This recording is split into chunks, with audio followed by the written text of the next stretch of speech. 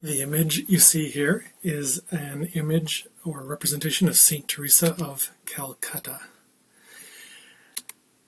I'm going to say a couple of things about what the religious situation of India is before I speak about her life directly. We can say, first of all, that really Christianity has very early roots in India. We see it traced in many all the way back to Thomas the Apostle, often known as Doubting Thomas, as in this particular depiction. But he's said to have ended his life in the Indian subcontinent.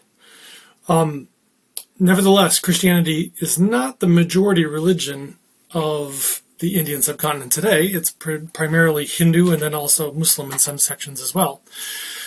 Hinduism itself is already a complicated idea, right? It's a diverse and complicated tradition. Some scholars would even go so far as to say that there is no such thing as Hinduism, meaning that basically it was British colonizers who were trying to sort of categorize the religious practices of the time, and they came up with the word Hinduism to sort of just be an umbrella term for all of the things that the Indian people did in their various religious practices. So in other words, there might not be a lot that holds them all together. Nevertheless, Hinduism also is known for assimilating religious symbols from other religious traditions. So you'll see odd things like representations of like a Hindu kind of Jesus guy sometimes. Mary also is a prominent figure at times in Hinduism. Obviously, they understand Mary and Jesus in a different way than Christians do, and it's kind of odd to me, right? I don't really know what to feel about that. I'm uncomfortable, at least, right? But here's a map, though, just to give us a sense of like what the overall religious makeup of the Indian subcontinent is. Right, you'll see most of it has Hinduism as its primary religion. Then some sections up in the north have Islam. There's some Buddhism right up in the north, maybe close to Tibet there or something. And then Christianity, right, in some parts around where Mother Teresa herself lived. There's one other thing worth mentioning because it's related to Teresa's own ministry in India. It's the relationship between Hinduism and the caste system of that country. This is a complicated topic as well, right? In some cases, Hinduism has been seen to support this kind of caste system that stratifies Indian society and leads to inequities, essentially, right? That you're sort of born into a caste and you stay there no matter what. If you've seen my video on Henriette Delille, you'll remember that sort of ladder that I talked about in some French Creole society or French colonial society. And this is kind of like that. This caste system, though, traces itself back to an ancient Hindu legal text. Probably not going to pronounce it correctly, but the Manusmriti, I think, is something like it. And it identifies four main castes for ancient, and for ongoing Indian society. You can see them kind of in the background there, but here they are up close now. The Brahmins, right, are the leaders. They're the top. They come from all four of them sort of are parts of Brahman's body, which is one of these Hindu gods. So the Brahmins come from the top, right? Then the next ones come from their arms, and then from their legs, and then from their feet. And then the lowest caste, if you can even call them a caste, right, is the Dalit. They're the lowest, they're the outcasts, so to speak. So this is a historical fact about Hinduism and about India, but we should also sort of be careful maybe at times about how we speak about this, because I know, for instance, I actually had a professor who was Hindu in college, Anantanand Ramashan, and I had the pleasure of more recently having him as one of my colleagues at St. Olaf. He is Hindu, and he's written about this topic quite a bit, right? Trying to sort of think about the relationship between this world in Hinduism and, right, the next lives that Hindus often will sort of speak about one having after this life. And this is a more recent book of his that you see now, but then one of his earlier books is what he calls a Hindu theology of liberation, which, in other words, is attempting to address some of these issues around social inequities that sometimes seem to have been present in some forms of Hindu society. So I'm trying to put its best foot forward here, Hinduism's best foot forward here when I mention that then as well. So then back on to Mother Teresa herself. She was born in Skopje, North Macedonia, at least today that's the country that it's in 1910.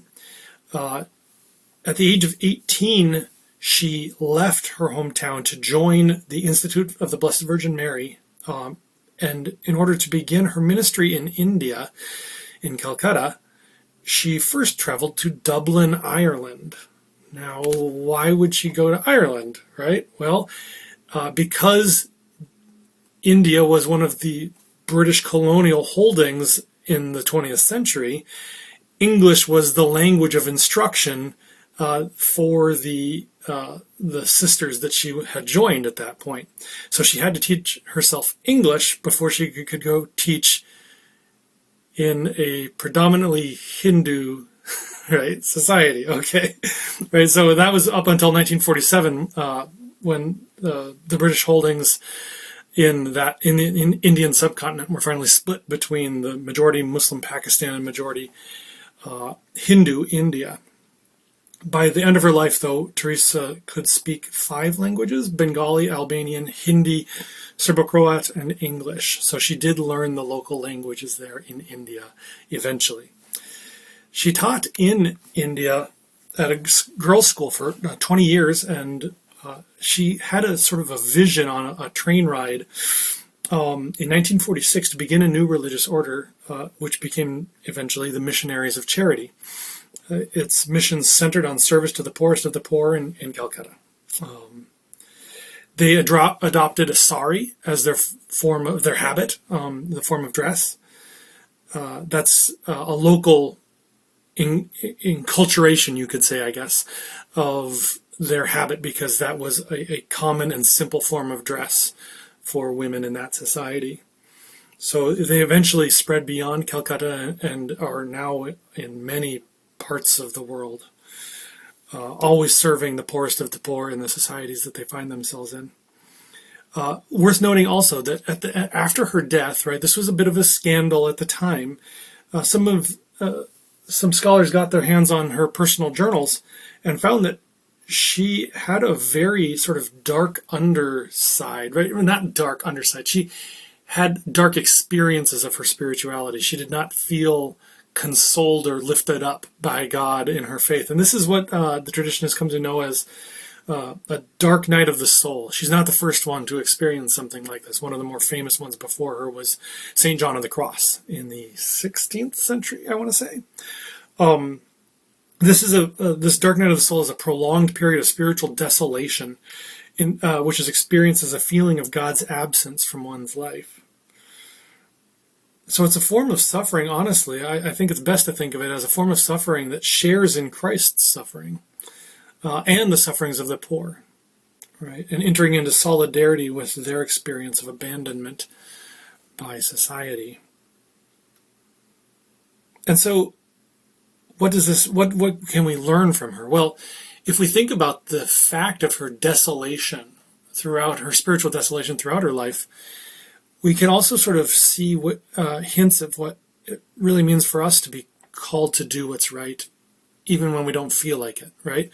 It's very common for us to feel like we want to do something else, or that it's not like interesting or flashy or exciting to follow God's will for our lives. And so Teresa can be a real clear example of the fact that even if we don't feel like doing what we're called to do, that we should still do that. And it's hard and it's a profound lesson, really. It's hard to imagine like how you actually find the motivation to do such a thing, but she did. So in the symbol that Aaron Wee composed for us, that you see, we have a number of symbols that are worth mentioning here. We have, first of all, a red rosary, which is indicative certainly of her devotion to Mary, but also of her Albanian heritage. The flag for Albania is predominantly red in the background. Then you'll also see, of course, her sari, right? This is the symbol of her identity with the Indian people that she went to serve. And you'll see a white rose. This is, again, sort of her like handing over her will to God despite her feelings of desolation in her life. She receives God's will for her as a white rose, as a sort of a fiat. Fiat is the word that Mary says in the Latin translation of the New Testament, right? Be it done unto me according to thy word. And so with Mother Teresa too, she also hands her life over to God and says, be it done unto me, right? Even though I don't know why I'm doing some of these things, they're not fulfilling. It's also worth noting maybe that Mother Teresa's skin tone sort of shifted depending on what ministry she was doing. So during her street ministry, which we perhaps see here, right? She had darker skin tones at some points in her life. And the last thing then, just for further study, would be some other resources, right, that we can find. The first one that I'll mention here is, I believe, I have it on my shelf, but I think it has some primary source texts, in other words, writings by Mother Teresa about her desolation periods, right? It's actually, the subtitle for sure, that's the case. And it shows us a little bit more about how she struggled spiritually through some of the darker moments of her ministry in India. The second one is sort of a secondary biography, right? It's about her, not by her. These would be great, but there's also lots of other texts out there about Mother Teresa, and I encourage you to go explore.